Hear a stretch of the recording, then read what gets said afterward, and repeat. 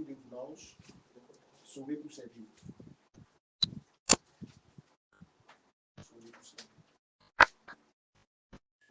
Bien, notre message ce matin, nous ouvrons dans Luc chapitre 19.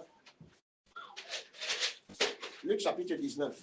Vous allez permettre que je lise à partir du verset 11 jusqu'au verset 26. Je lis. Ils écoutaient ces choses et Jésus ajouta une parabole. Parce qu'il était près de Jérusalem et qu'on croyait qu'à l'instant le royaume de Dieu allait paraître. Il dit donc, un homme de haute naissance s'en alla dans un pays lointain pour se faire investir de l'autorité royale et revenir ensuite. Il appela 10 de ses serviteurs, leur donna 10 000 et leur dit, faites-les valoir jusqu'à ce que je revienne. Mais ses concitoyens le haïssaient et lui envoyèrent une ambassade après lui pour dire, nous ne voulons pas que cet homme règne chez nous. Lorsqu'il fut de retour, après avoir été investi de l'autorité royale, il fit appeler auprès de lui les serviteurs auxquels il avait donné l'argent, afin de connaître comment chacun l'avait fait valoir. Le premier vint et dit, Seigneur, ta mine a rapporté 10 000. Il lui dit, c'est bien, bon serviteur, parce que tu étais fidèle en peu de choses, reçois le gouvernement de 10 villes. Le deuxième vint et lui dit, Seigneur, ta mine a produit 5 000. Il lui dit, toi aussi, sois établi sur 5 villes. J'aimerais que vous voyez la logique qui transparaît ici. Un autre vint et dit, Seigneur, voici ta mine, car j'ai gardé dans un linge. Car j'avais peur de toi, parce que tu es un homme sévère. Tu prends ce que tu n'as pas déposé et tu moissonnes ce que tu n'as pas semé. Il lui dit, je te juge sur tes paroles. Méchant serviteur. Regardez comment il appelle le troisième. Méchant serviteur. Et nous allons voir pourquoi il appelle méchant. Tu savais que je suis un homme sévère, prenant ce que je n'ai pas déposé et moissonnant ce que je n'ai pas semé. Pourquoi donc n'as-tu pas mis mon argent dans une banque, afin qu'à mon retour, je le retire avec un intérêt? Puis il dit à ceux qui étaient là, ôtez-lui la mine et donnez-la à celui qui a les 10 000. Il lui dit, Seigneur, il a 10 000. Je vous le dis, on donnera à celui qui a. Mais à celui qui n'a pas, on notera même ce qu'il a. Au reste, amenez ici mes ennemis qui n'ont pas voulu que je règne sur eux et tuez-les en ma présence. Alléluia. Amen. Je vous ai dit que ce message suit le message de la semaine dernière et celui de la semaine surpassée, avec la thématique sauver pour servir. La raison pour laquelle Dieu nous délivre, nous guérit, nous bénit, nous élève, nous protège, afin que nous le servions sans crainte. Je voudrais que vous n'oubliez jamais ça, c'est dans Luc 1, 68 à 75. C'est pourquoi je suis prompte à aller vers les personnes qui ont des problèmes, leur dire que leur problème peut trouver solution. Mais voici pourquoi Dieu va apporter la solution à leur problème. Pas pour qu'ils continuent de vivre comme ils avaient l'habitude de vivre. Il va leur donner une aube nouvelle. C'est ça la raison d'être de la crucifixion, de l'ensevelissement et de la résurrection de Jésus. Alors aujourd'hui, on voit la parabole des talents. Et nous avons vu la semaine dernière Jésus qui disait que ne saviez-vous pas que je dois, c'est un devoir. Vous êtes venus ici. Je ne dirais pas la grande je suis encore le orateur. Jamais la parole n'a fait défaut. Je fais ce que je dois faire. Parce que celui qui m'a appelé, je vais lui rendre compte. Comme vous voyez ici, je vais lui rendre compte. Je t'ai donné la connaissance. Qu'est-ce que tu as fait de ça? Je donne à qui je dois donner. Je me dispose afin qu'elle soit toujours disponible et accessible à qui en a besoin. Alors, il dit que le royaume de Dieu, il dit donc, un homme de haute naissance s'en alla dans un pays lointain pour se faire investir de l'autorité royale et revenir ensuite. L'homme de haute naissance, c'est Jésus lui-même. Vous voyez ça? Suivez. Il est venu nous révéler le Père. C'est pourquoi le Fils est venu dans ce monde. C'est pour révéler le Père. Dans Jean chapitre 1, il dit, personne n'a jamais vu Dieu. Mais le Fils unique qui est dans le sein du Père est celui qui l'a révélé, le fait connaître. Israël se plaignait que les autres peuples ont des dieux qu'ils voient. Et ici, leur Dieu, ils ne le voit pas. Dieu a envoyé son Fils. Il vous souvient de cette question. Philippe lui a posé la question, montre-nous le Père, cela nous suffit. Et qu'est-ce qu'il a répondu? Depuis que je suis avec vous, depuis que je suis là, tu ne m'as pas reconnu, Philippe. Pourquoi tu demandes que montre le Père et ça suffit? Ne sais-tu pas que je suis dans le Père et le Père est en moi? Il est venu nous révéler le Père. Et il s'en est allé. C'est pourquoi il donne la parabole. Un homme de haute naissance, c'est lui l'homme de haute naissance. Pour se faire investir de l'autorité royale, c'est pourquoi il est le roi des rois. Et pour revenir ensuite. Mais bien aimé, vous allez voir qu'il est venu nous révéler le Père et il nous a donné des capacités. Il nous a donné divers dons. Et depuis, je vous ai dit, aucun don n'est petit. Mais bien aimé, il y a des personnes qui sont appelées à des œuvres sociales. Nous étions au nord pour le cadre de la vie publique.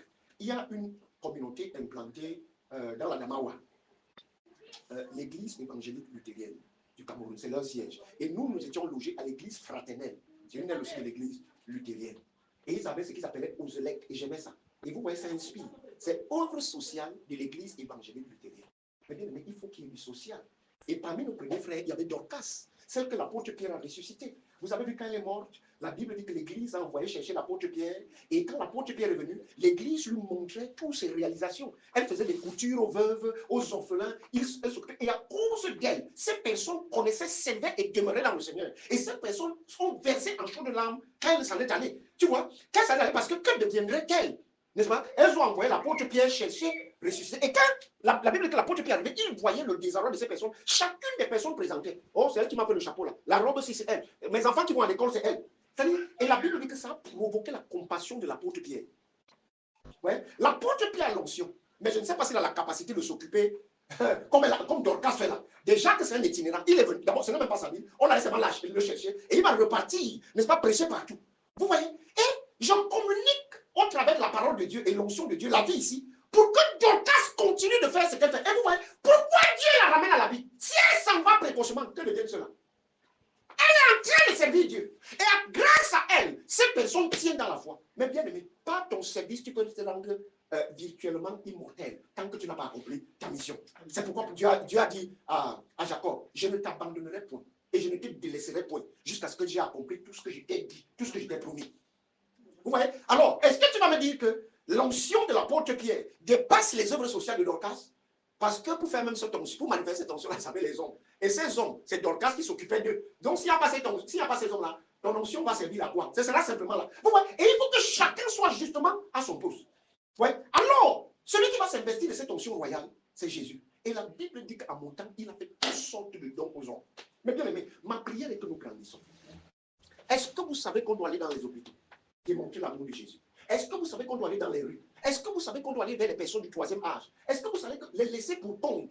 N'est-ce pas? Est-ce que vous savez, ces filles, n'est-ce pas, qui subissent des traumatismes, des violences au sein de leur famille, tu vois, des choses honteuses, parce que c'est fait au travers de la famille, n'est-ce pas? On cache, mais elles subissent des traumatismes. Est-ce que vous savez que parfois la société s'occupe d'elles de façon psychologique et de façon spirituelle?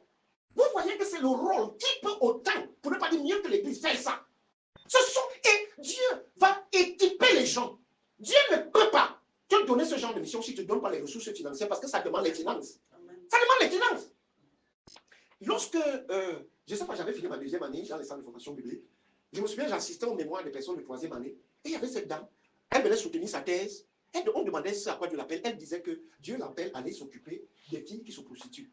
Et le jury écoutait. Elle démontrait scripturalement. Et les gars lui demandaient comment est-ce que tu vas t'y prendre? Parce que c'est des femmes qui sont jamais violentes, agressives, parce qu'elles subissent des agressions. Et maintenant, si tu leur prêches l'évangile, ça c'est le jury qui le demande. Il ne suffit pas de dire que Jésus t'aime et tout, et puis il faut abandonner. C'est leur source de revenus. Maintenant qu'elles abandonnent, elles disent comment? Qu'est-ce que tu as prévu? Et c'est justement ça qu'elle commence à dérouler ce qu'elle a prévu. Et quand elle déroule ce qu'elle a prévu, le jury dit que c'est bien, mais c'est très limité. Tu ne peux pas avec les seules ressources. Mais c'est déjà bon que tu démarres. Il faut être ouvert et il faut susciter des partenariats. Parce que tu avais des personnes qui ont 2, 3 enfants, 4, 5 enfants, avec autant de pères. Et tu lui dis qu'il faut une nouvelle éthique. Il faut reconvertir. Et la dame, le jury allait jusqu'à lui dire, il faut t'approcher des ONG pour former des personnes pour la reconversion. Elle savait qu'elle avait des hommes, la reconversion en couture, qui se fait des beignets, qui sait les capacités de commerce. Et tu vois, ils n'ont pas tous la même capacité pour les rendre autonomes, afin qu'elles ne dépendent pas de toi. Parce que si elles dépendent de toi le jour où tu n'es pas là, ça va s'arrêter. Donc, vous voyez, donc, les dons ne sont pas que spirituels. Il y a tellement de couloirs. Hein? Maman n'a pas eu le privilège de voir Pasteur Gassan, mais elle sait qu'elle avait cru que j'allais à la prison. Le Pasteur Gassan ne prêchait que dans les prisons et les hôpitaux. C'est même pour ça que son corps est sorti de la morgue pour la prison. C'est là où ça a été fait. Parce que c'est le champ de mission que Dieu lui a donné. Voilà. Et il tirait les hommes de Dieu, venir prêcher, venir donner un coup de main dans son champ de mission. Amen. Et en passant, c'est quand même que je prêchais là-bas que ce fameux Nouveau Testament m'a refait par quelqu'un d'entre eux qui subissait une injustice et qui m'a confessé que c'est au travers de cette injustice qu'il a connu le Seigneur. C'est-à-dire qu'il sort de là, étant le nouveau, pourtant il était déjà ancien d'une communauté, c'est laquelle il appartenait, mais il a rencontré le Seigneur. Donc vous voyez ce que je vous dis ici, il y a une différence entre la religion et le christianisme. Lorsqu'il repart, c'est quelqu'un qui est réconcilié avec Dieu par Jésus-Christ. Lorsqu'on démontre qu'il est innocent, n'est-ce pas? Il dit ce que j'ai gagné dans ça, c'est que j'ai connu Jésus. Tu vois que Dieu a une infinité de manières de se faire connaître à son peuple. Mais maintenant, lorsqu'il s'en va pour se faire investir pour l'autorité royale, selon notre texte, il n'est pas parti pour demain, il va revenir de la même manière qu'il est venu. Il nous a dit, n'est-ce pas, que comme il s'en va, il va revenir. Mais regardez ce qui se passe. La Bible dit, au verset 13, il appela 10 de ses serviteurs, leur donna des mines, 10 000, et leur dit, faites-les valoir jusqu'à ce que je revienne. Qu'est-ce qu'il a dit? Faites-les. Il leur a donné des capacités. Il demande de faire valoir. En anglais, il dit, do business till I come. Ça veut dire qu'avec ça, do business. Tu as la capacité de rassembler les gens. tu as la capacité tu te souviens, l'orphelinat qu'on a visité à l'Obaba, la dame dit, tu vois ça, Dieu l'a appelé à faire ça. Hein? Et le fait qu'elle accomplit ça, ça lui a coûté son époux. Ça lui a coûté son époux parce qu'elle obéit à Dieu.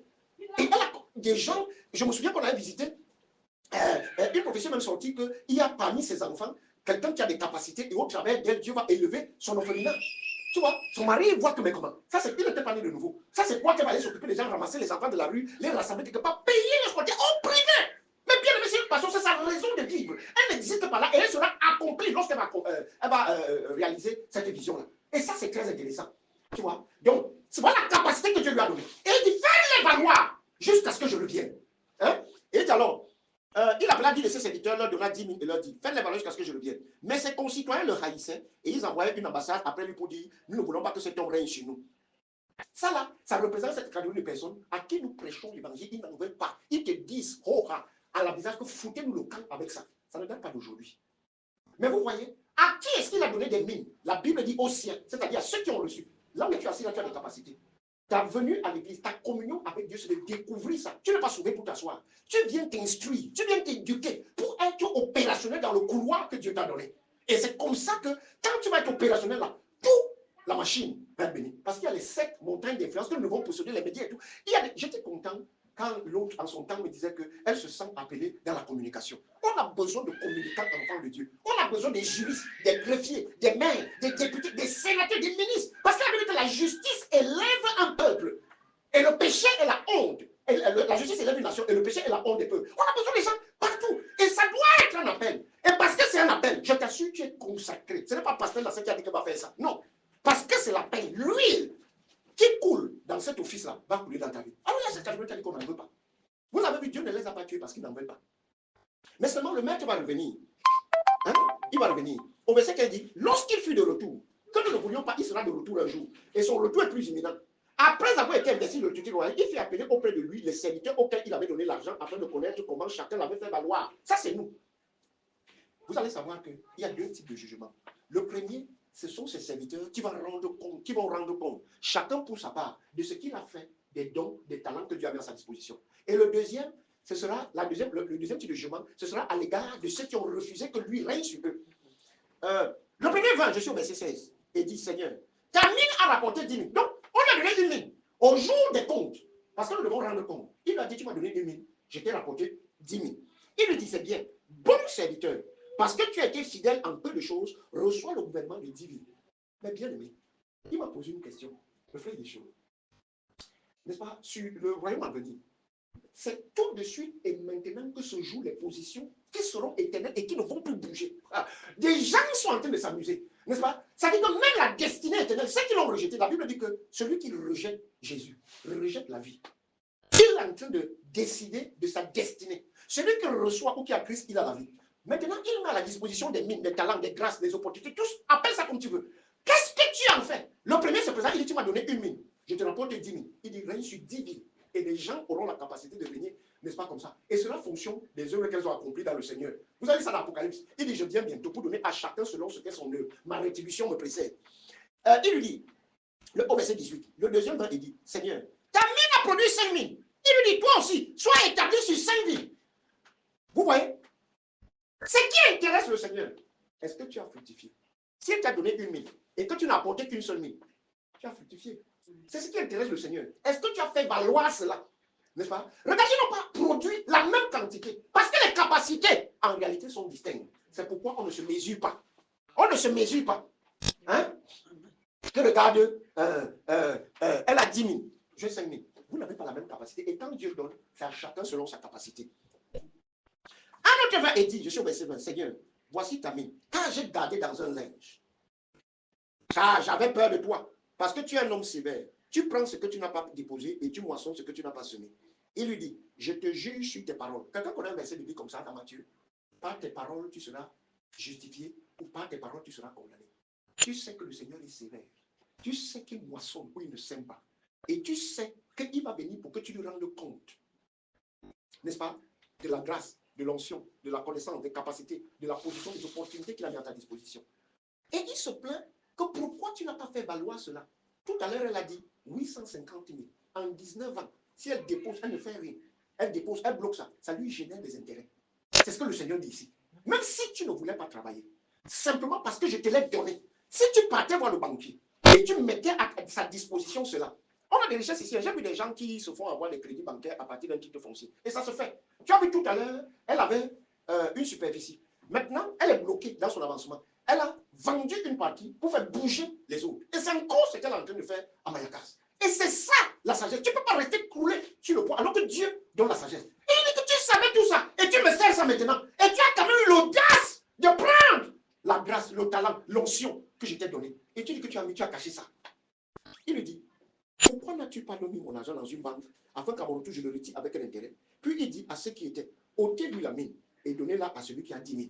Et voilà ce qui m'intéresse. Regarde ce que fait le Seigneur. La justice divine n'est pas la justice humaine. Vous voyez un peu?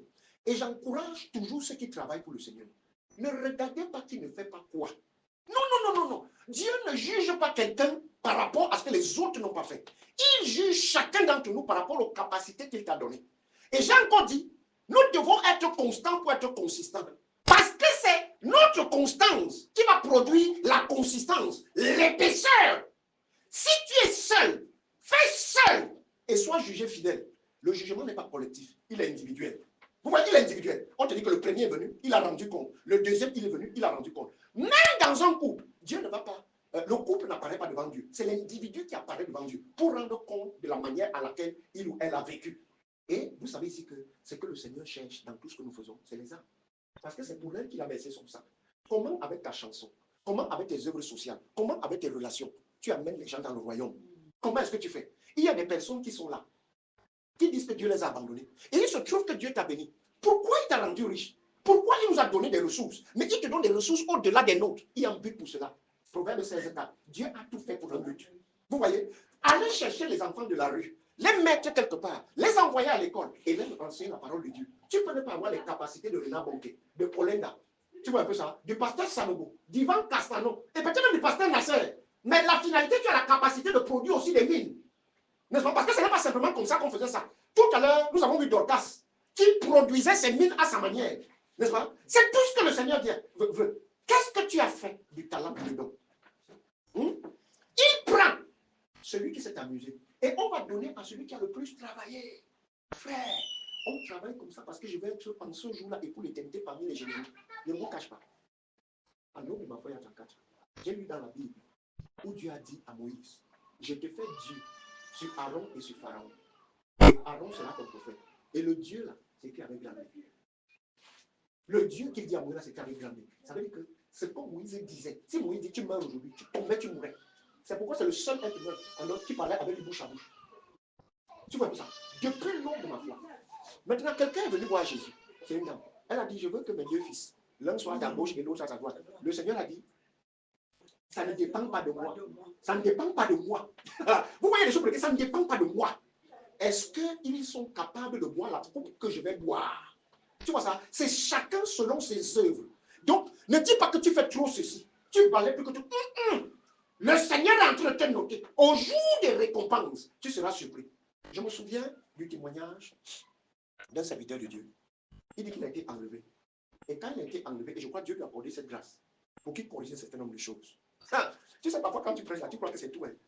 Et Dieu lui montre dans son église une femme. Son ministère, c'était de s'occuper vraiment des tâches domestiques. Et cette dame passait le temps à prier pour le pasteur, que notre pasteur ait l'onction, que tu lui donnes le message pour qu'il nourrisse son peuple, et tout ça. Et quand Dieu lui montre comment, n'est-ce pas, c'est passé, et la dame est décédée, elle allait être avec le Seigneur, et Dieu lui montre la dame là-bas. Et Dieu lui montre comment la dame habite dans un endroit terrible. Et il demande au Seigneur, c'est ma chrétienne. Comment ceci est-ce possible? Il lui dit, mon fils, l'onction que tu as là, c'est elle qui, dans le secret, prie, jeûne, multiplie les nuits de prière pour que tu vois ça. Tout ce que tu viens, c'est que tu prêches, et là, tu ne sais pas d'où ça vient. Et le Seigneur lui montre comment la dame est en train de prier. En plus des tâches domestiques qu'elle faisait, l'homme est rentré, ça a changé les paradigmes dans sa tête. Tu vois ça? Parce que les gens aiment seulement le côté visible. Ou quand tu vas venir, on va porter ta Bible. On va faire, ce n'est pas mauvais tout ça. Ce n'est pas mauvais tout ça. Il y a des gens dans le secret. Et ils savent ce qu'ils font. Et Dieu sait ce qu'ils sont en train de faire. Tu sais, un jour, en Israël, le roi a rétrogradé. Il a épousé une femme impie, Akab. Elle a tué tous les prophètes de Dieu. Et Élie a fui. Et Élie était quelque part, parce qu'il a fait descendre le feu du ciel, il a demandé qu'on les massacre tous.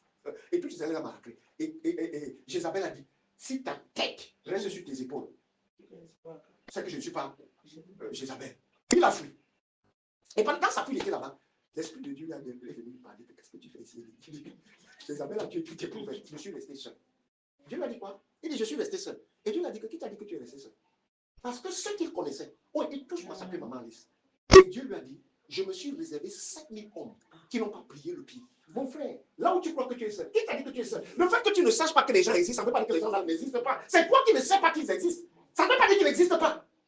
Tu vois un peu? C'est pourquoi je me méfie toujours des gens qui disent que Dieu nous a fait ceci. Qui t'a dit que ce que Dieu t'a dit là, tu es le premier à qui dit ça? C'est toi qui as entendu ça, tu ne sais pas à qui Dieu a dit ça, quand et où. C'est pourquoi tu entends quelqu'un assis, il est en train d'entendre un prédicateur prêcher. Que voilà, Dieu nous a dit ceci. Hey, Dieu m'a aussi dit ça. Tu vois un peu ça? Mais tu ne sais pas quand Dieu le lui a dit. Et dans le problème, il faut faire preuve d'humilité. Vous voyez un peu ça? Cette femme était une femme ordinaire de cette église. Oh, si tu comprends ça, tu ne vas mépriser personne dans l'église. Je te dis la vérité. Parce que seul Dieu connaît l'impact des uns et des autres. Tu vois un peu? Donc regardez, le Seigneur demande qu'on enlève le talent de celui-là. Et on ne peut pas donner à celui qui a 5, à celui qui a 6. Parce qu'un a produit 6, un a produit 7, un a produit. On peut donner à celui qui a le plus produit. Et ça m'avait intrigué. C'est disciple dit que, il lui dit, Seigneur, il a déjà 10 000. Donc il a déjà beaucoup. Je vous le dis, on donnera à celui qui a. Mais à celui qui n'a pas, on donnera même ce qu'il a. Mais bien aimé, la sœur m'a vous dit, j'ai travaillé la Bible. Et j'ai vu un comportement des Américains. Monsieur Combi va faire son projet. Il va soumettre un Américain. Il va s'asseoir, il va t'écouter. Je vais faire ci, je vais faire ceci, je vais faire ceci. Voilà comment je vais faire. Il va t'écouter. Il va te demander, dans tout ce que tu as là, tu as déjà commencé. Dès que tu lui dis que j'attends les fonds pour commencer, il ferme ses clics, il s'en va. Pour lui, si tu crois à ton projet, il y a un sacrifice que tu dois faire en premier. Je disais après la prière, vous voyez, parce que j'ouvre la plateforme pour que si des gens ont des témoins dans Woro, avant que je vous entre là, il y a des gens qui sont entrés, ils ont des témoins. Parfois instantanément après la prière, parfois c'est après. Ils m'envoient une box. Alors pour soigner ça, j'ai ouvert, n'est-ce pas? Et j'envoie des choses sur Facebook. J'ai vu le témoignage de Mel Gibson. C'est lui qui a fait la passion du Christ. Vous voyez, il voulait faire un film sur Jésus. Il est parti voir les studios. Les studios, ça ne va pas donner de l'argent. Tu vois, ça, les choses de l'église, ça ne donne pas d'argent. Hein? Il est parti voir celui qui devait tourner le film.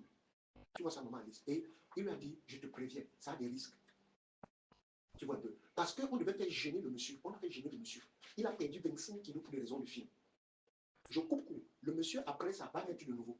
Après ça, après ça, on l'a soumis, on l'a mis dans les conditions. Tu as vu celui qui joue le rôle de Barnabas, le bandit. Il dit, lui aussi il est de nouveau après ça. Il dit que, tu sais que il devait regarder Jésus pour lui dire ce qu'il dit là, si tu es le fils de Dieu. Il dit que quand l'acteur l'a regardé, il avait l'impression que c'est Jésus qui le regardait et il voyait l'amour. Mais tu vois, quand Mel Gibson a eu à cœur de ça, les studios lui ont dit, ça c'est des choses, ça n'intéresse pas les gens. C'est le seul film qui a donné plus d'argent que tous les autres films. Aucun film n'a donné autant d'argent. Et lequel qui a tourné ce film, tu vois là où il tombe là, la croix tombe sur lui, il a eu des déboîtement. Après le film, on l'a opéré. Et l'autre lui avait prévenu de ça. Il a dit, laisse-moi réfléchir, il allait réfléchir. Il lui a dit, il y aura des risques.